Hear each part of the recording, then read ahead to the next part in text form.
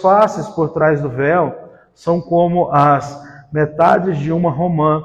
Seu pescoço é como a torre de Davi, construída como arsenal. Nela estão pendurados 1000 escudos, todos eles todos escudos de heróicos guerreiros. Seus 2 seios são como filhotes de cervo, como filhotes gêmeos de uma gazela, que repousam entre os lírios. Enquanto não raia o dia e as sombras não fogem, eu irei à montanha da mirra e à colina do incenso. Você é toda linda, minha querida, e em você não há defeito algum. Venha do Líbano comigo, minha noiva, venha do Líbano comigo e desça do alto do Amaná, no topo do Senir, do alto do Hermon, das covas dos leões e das tocas dos leopardos nas montanhas. Você fez disparar o meu coração, minha irmã, minha noiva. Fez disparar o meu coração com um simples olhar, com uma simples joia dos teus colares. Quão deliciosas são as suas carícias, minha irmã, minha noiva.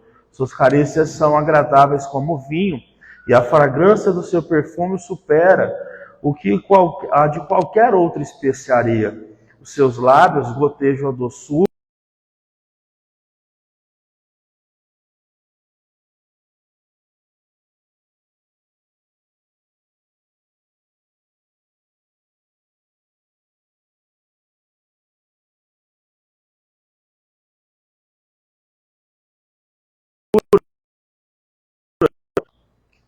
Senhor, meu pedido a Ti nesse dia é que o Senhor possa falar conosco e abrir o coração de cada irmão da igreja, para que a gente entenda que a Sua palavra ela é viva e eficaz, e ela é poderosa para produzir libertações de padrões e comportamentos errados que nós carregamos na nossa mente.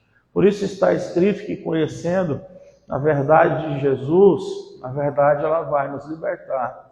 E esse é o nosso pedido. Fala conosco, em nome de Jesus. Amém. Amém? Então, aperta o cinto aí e vem aprender algumas coisas comigo. Pessoal, quem escreveu esse livro foi Salomão, filho de Davi. Ele escreve esse livro porque ele está apaixonado. Salomão, ele foi um homem que casou com várias mulheres naquela época.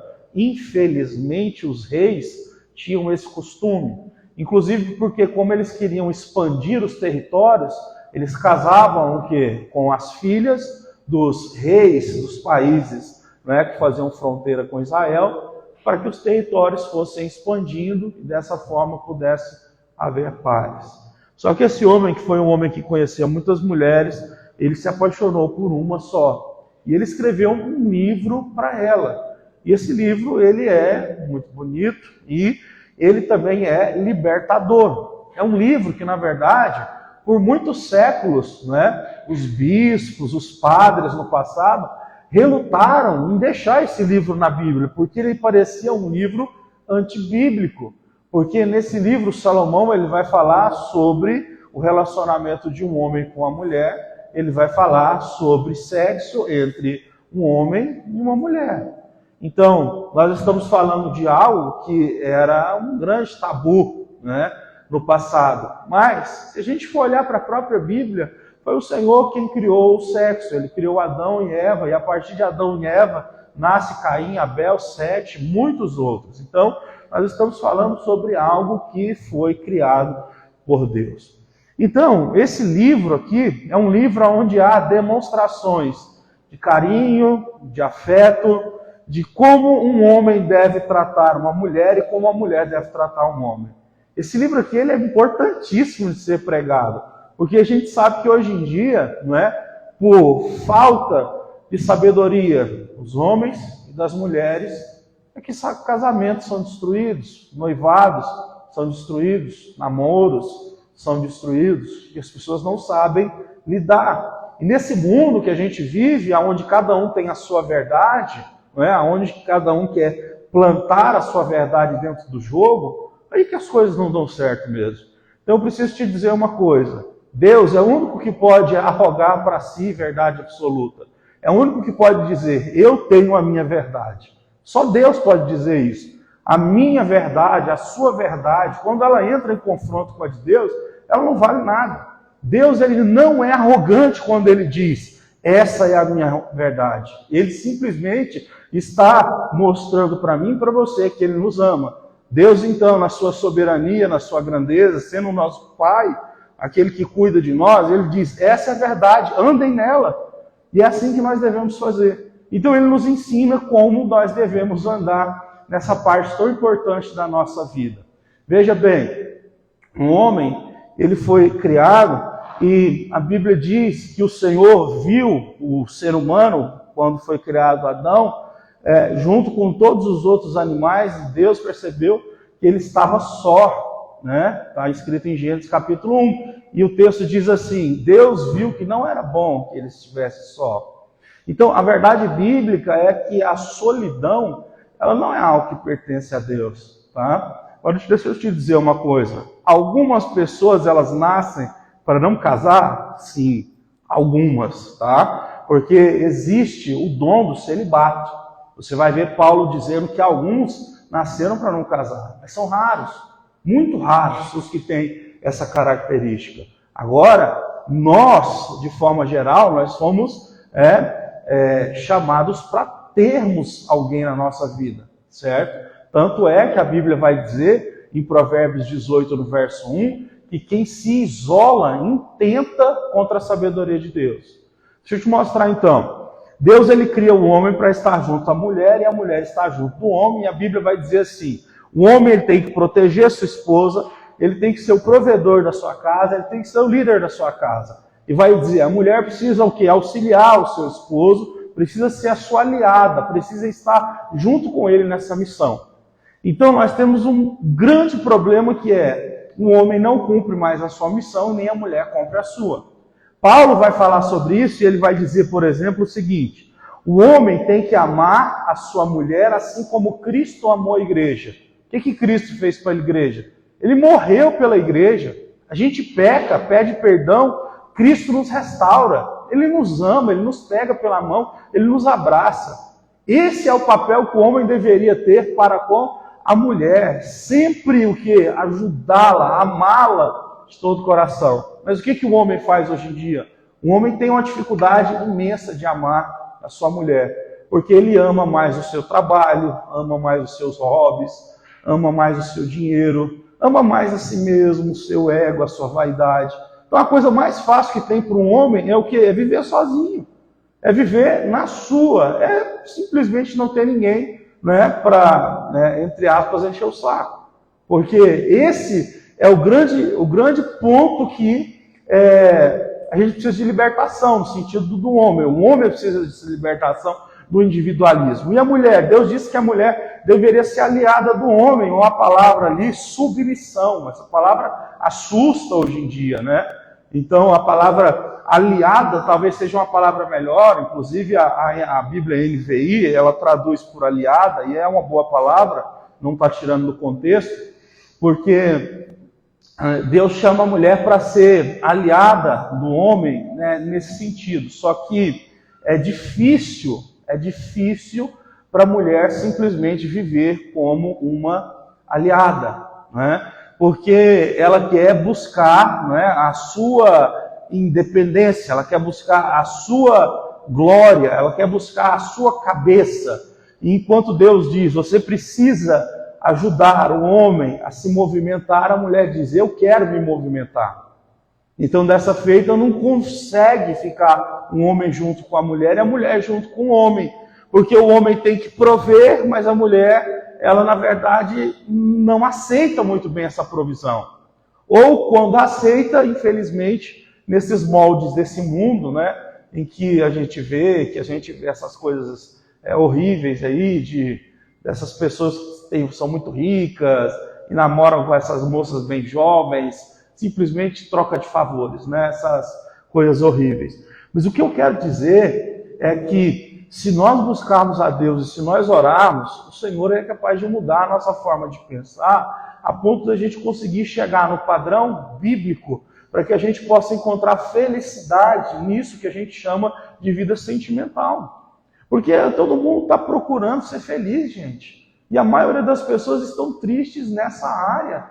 Então, e isso falando por mim, muitas pessoas que vêm falar comigo, pedir conselhos, elas estão tristes nessa área. Muitas pessoas são bem-sucedidas financeiramente, bem-sucedidas profissionalmente, mas ainda falta algo para encaixar tudo.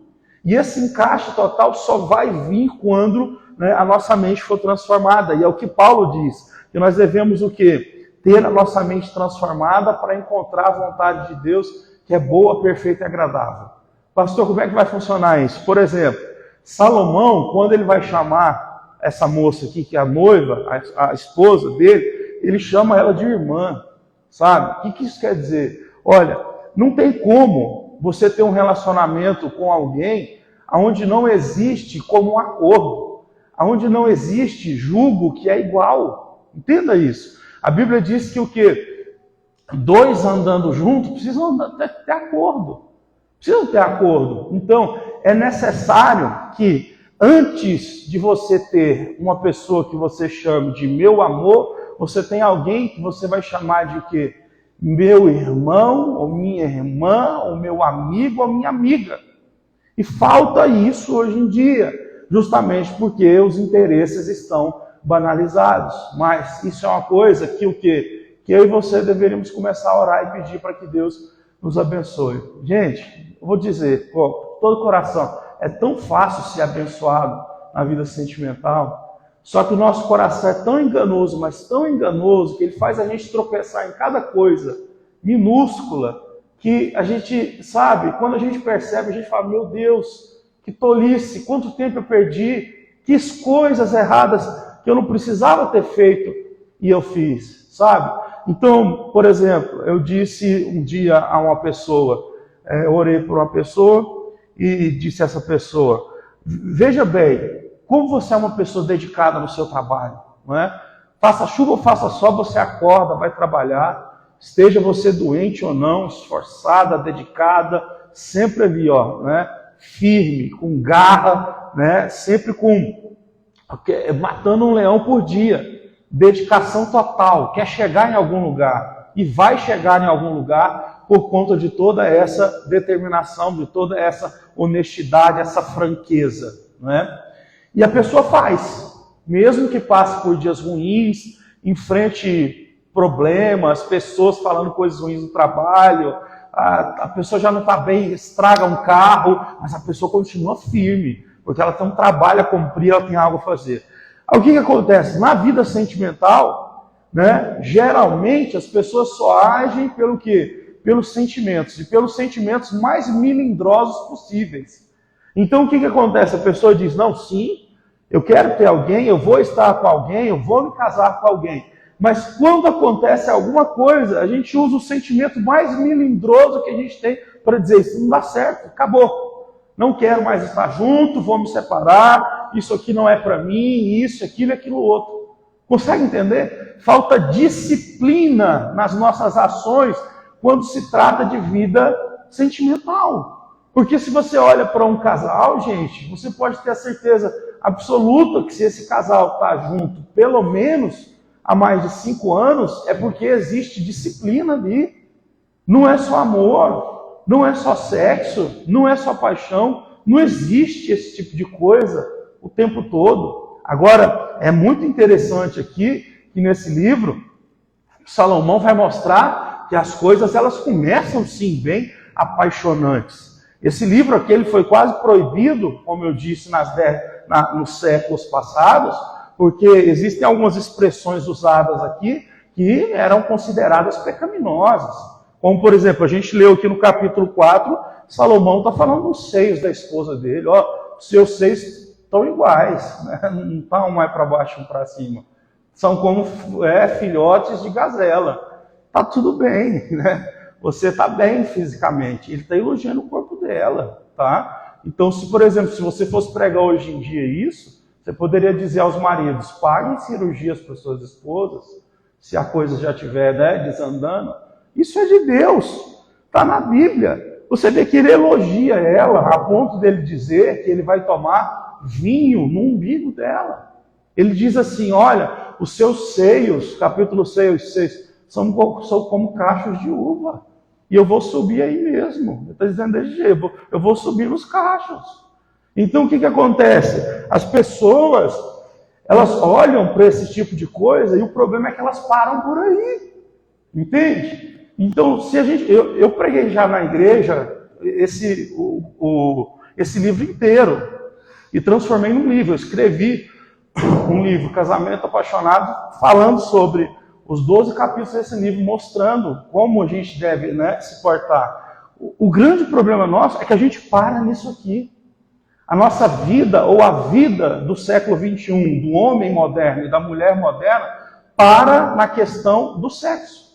As pessoas, elas estão buscando o quê? Você vai na internet, por exemplo, as mensagens que as pessoas mandam para psicólogos, para pastores, sempre sobre questões sexuais. Que é, por exemplo, pastor, eu e a minha mulher tal, temos vontade de usar algumas coisinhas que vendem em sex shop, aquelas bolinhas que fica frio, fica quente e tal. Fala, pode ou não pode? Aí tem lá o psicólogo, o pastor que responder, pode usar, sei lá o quê. Então, assim, é tudo dentro disso. Então, se a gente for falar sobre isso, a gente vai falar sobre um monte de coisa que o quê? Que vai atiçar um monte de gente, né? Mas só que não pode parar por aqui.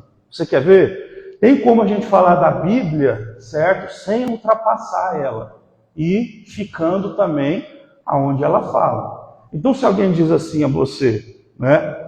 Irmão, você vai na igreja, né? E aí, as pessoas que vão na igreja e que são casadas, elas podem ir no motel?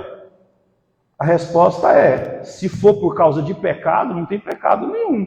Um casal pode ir. Agora alguém vai dizer, mas e a questão da higiene, a questão médica, é outra coisa. Se você não vai por higiene, não vai por medicina, tudo bem. Tá? Agora, falar que é pecado, não é pecado. Está entendendo? Só que o que acontece?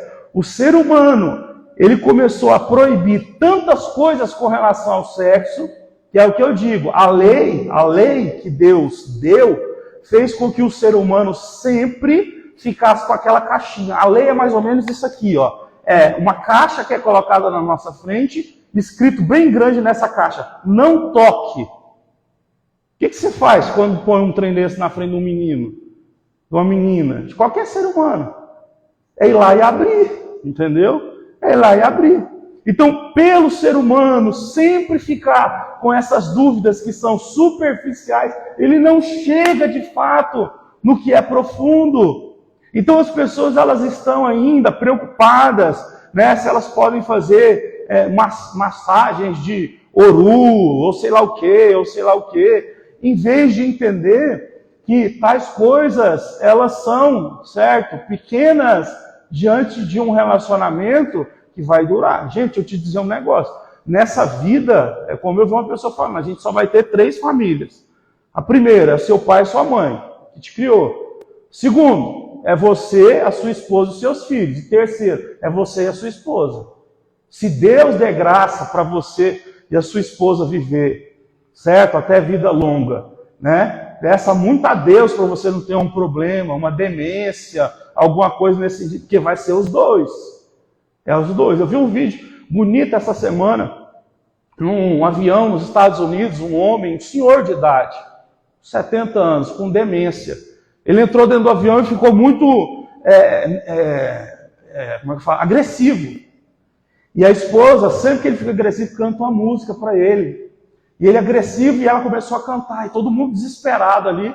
Aí ela pedindo para todo mundo cantar. Quando viu o avião inteiro, estava cantando a música. E ele foi, abraçou a esposa, se acalmou, sentou ali no banco, né? Todo mundo ficou em paz. Eu falei, olha só, né? Olha como é que funciona. No final vai ser assim, gente. No final não adianta. Quem vai estar com você é a pessoa que você escolheu para casar. Então, é uma coisa muito importante, tá? Os anos estão passando e a gente não sabe como vai ser a nossa vida, tá? No amanhã. Eu conheço pessoas, certo? Que tem cuidador, que tem gente para tratar, mas não tem gente para deixar a herança, sabia? Eu conheço uma senhora que ela tem uma pessoa que todos os dias está com ela, que dorme com ela, que faz tudo, né? Mas ela não tem um filho, não tem neto, não tem nada, não tem ninguém, não tem para quem colocar tudo aquilo que ela conquistou na vida. Isso é uma coisa séria. A gente deveria pensar sobre isso. Então, olha o que Salomão faz. Ele faz uma coisa fantástica, uma coisa que também não está muito na moda hoje em dia, que é a questão do elogio. Só que os elogios que ele faz são elogios assim bonitos, porque alguns deles não têm nenhum tipo de cunho sexual. Como, por exemplo, quando ele fala dos cabelos dela. Os seus cabelos são como, né, as ovelhas descendo do monte Gileade, tipo, né, os cabelos ondulados, né? Ele fala dos dentes dela, né? Os seus dentes estão tudo alinhadinho, né? Não está faltando nada. Você vê, o cara é detalhista. Olha aí para você ver que a gente leu. Versículo de número...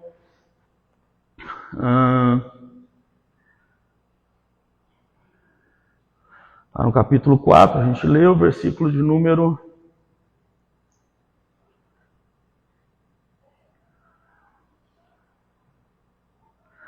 Aí, ó, versículo de número 2, ele fala, olha, os seus dentes, ele falando para a mulher dele, os seus dentes são como um rebanho de ovelhas, recém-tosquiadas, que vão subindo ao lavadouro. Cada um tem o seu par, não há nenhum sem crias. O cara tá de olho no negócio, entendeu?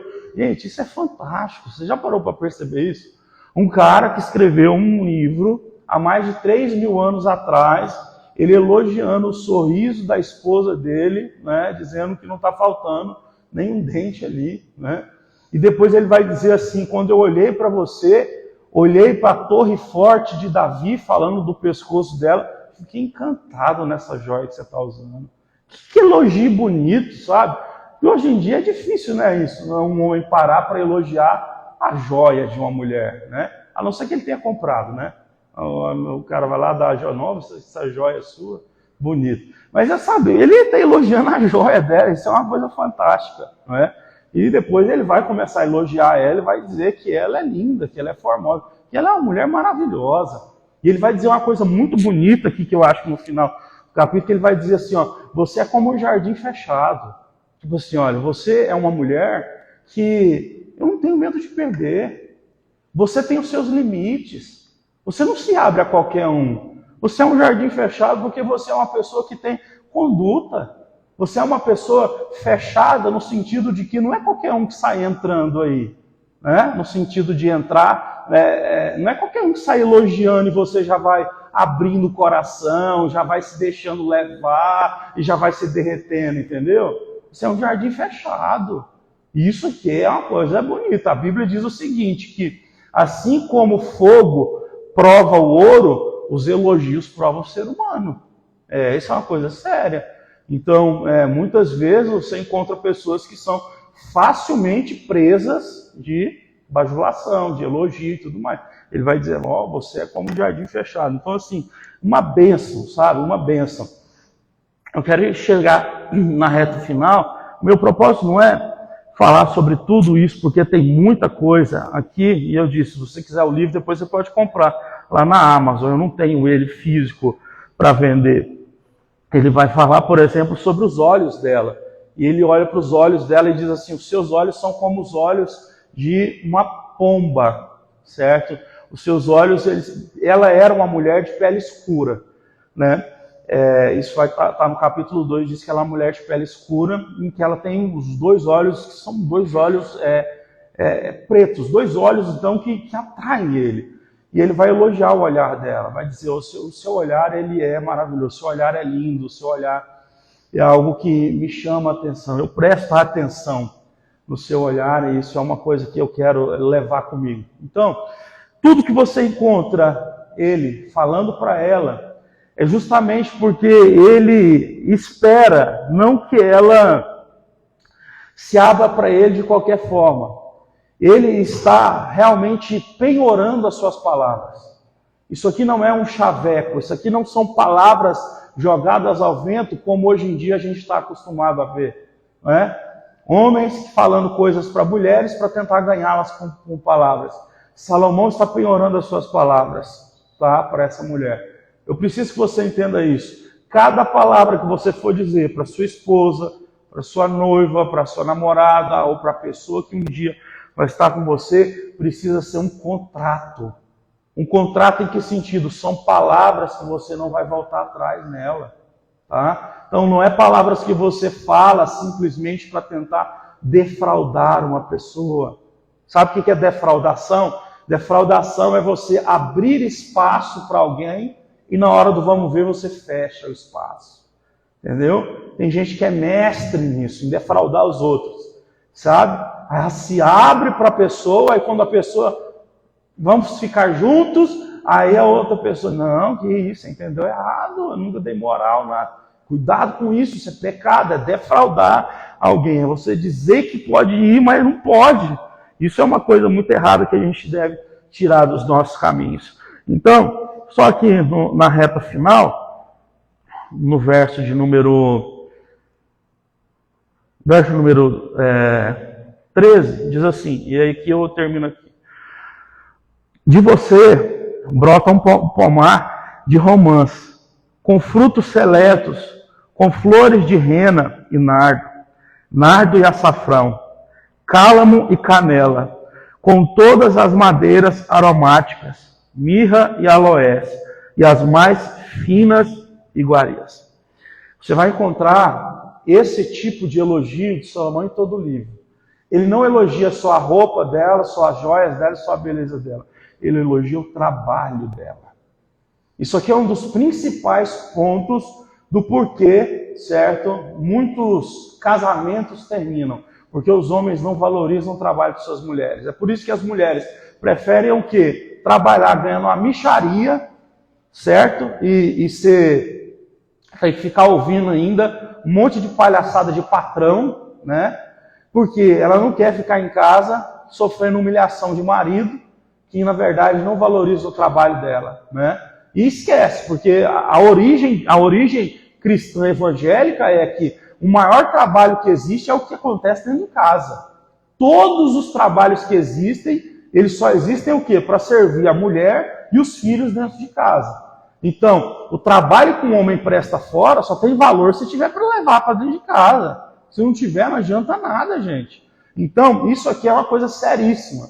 Então, todo homem precisa aprender a valorizar as virtudes da sua mulher. É como diz Provérbios 31, a mulher, ela ficava até tarde, ela trabalhava, ela administrava a casa, ela inclusive fazia roupas para vender na época do frio, para o quê? Para os seus filhos ali, não passar necessidade, nada. Então, a mulher tem necessidade de ser elogiada no seu trabalho. É isso aqui que é o problema, é o que eu estava dizendo. Por quê? É o que eu estou dizendo, gente. Não tem básica, eu já falei isso com a Angélica várias vezes. Uma mulher que trabalhava no supermercadinho ganhava um salário mínimo lá, no ano, acho que era R$1.000 o salário. Sabe o que ela fazia? Ela pegava R$1.000 e pagava uma babá para ficar com a filha dela. Aí a pergunta é, mas por que você não fica com seu filho? Não, ficar com meu filho, meu marido, sei lá o quê. Isso, eu não quero ficar pedindo dinheiro para ele. Tem base isso.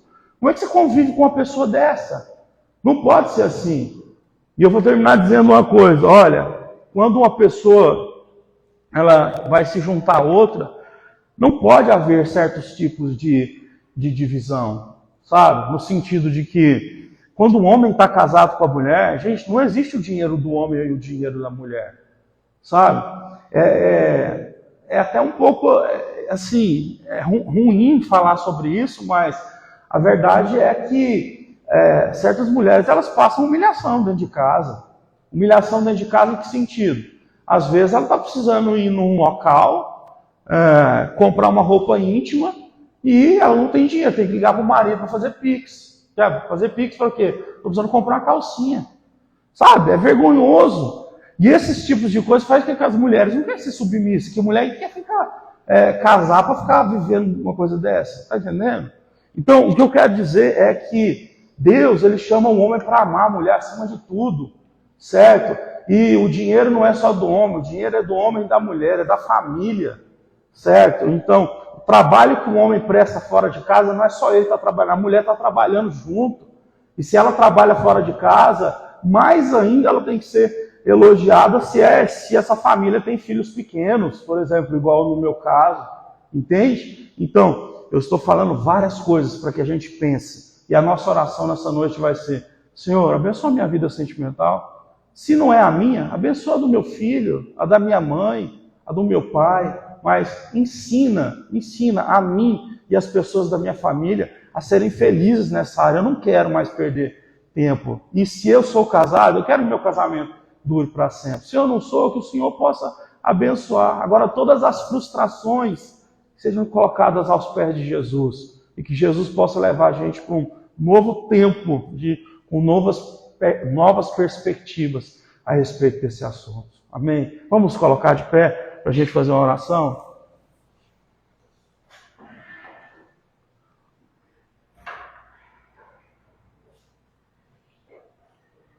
Vamos orar.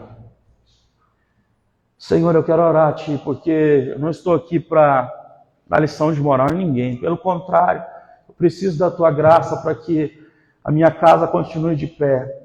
E eu te peço, Senhor, que o Senhor possa abençoar não só a minha família, mas a família de todo mundo que está aqui.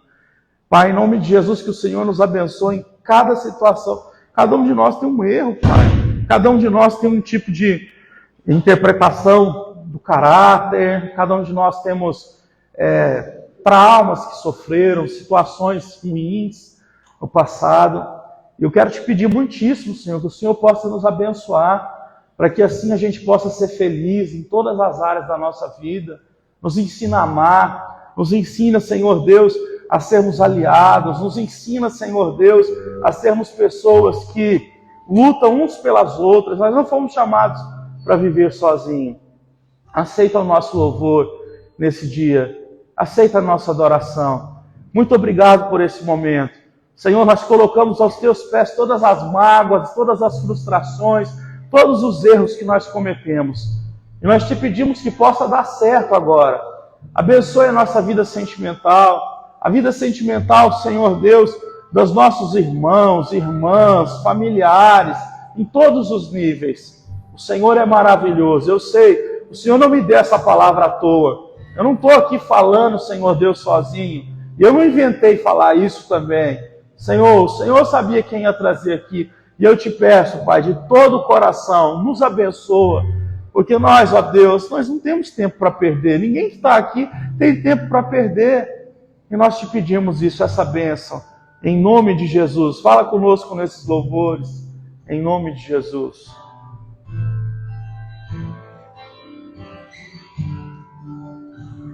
Seja o universo, quero dar-te só o que eu quero dar-te um dia apenas da semana. Seja o universo, quero dar-te as palavras colocais, que saiam de lua de bênçãos da minha boca. Seja o universo,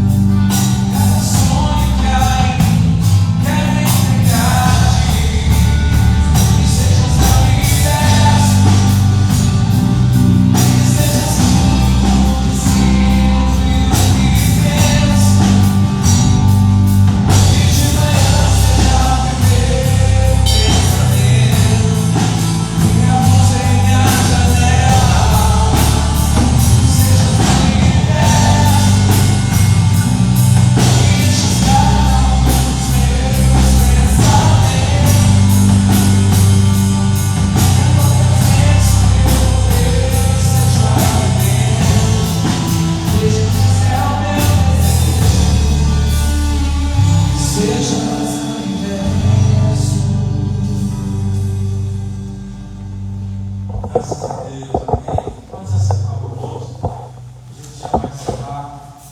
Gente, Deus abençoe a sua vida, em nome de Jesus. Abençoe a sua vida sentimental. Um conselho que eu posso te dar, né? Se você ainda não é casado, não queira casar para fazer sexo. Por favor, abandone esse pensamento que Deus vai lhe abençoar rapidinho. Tá? Eu queria casar e Deus sabia disso, que eu fazia algo com Deus. Enquanto evangélico, a gente casou em 40 dias. Tá? E Deus abençoou. A gente não casou para ter relação sexual. A gente casou para a glória de Deus. Aí depois o que aconteceu? Aí depois só segura. Jesus sabe, segura, né? Aí depois é que acontecem essas coisas. Então, prioridade, coloca uma em cada certo, em cada lugar, e Deus vai lhe abençoar. Prioridades erradas destroem a bênção de Deus na nossa mente. Tá bom? Vamos participar das contribuições, se você quiser.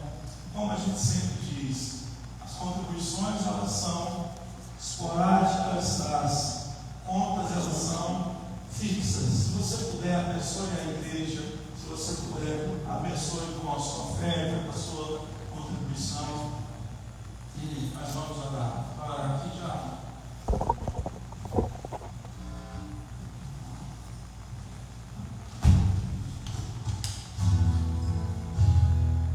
Amém. Senhor, nós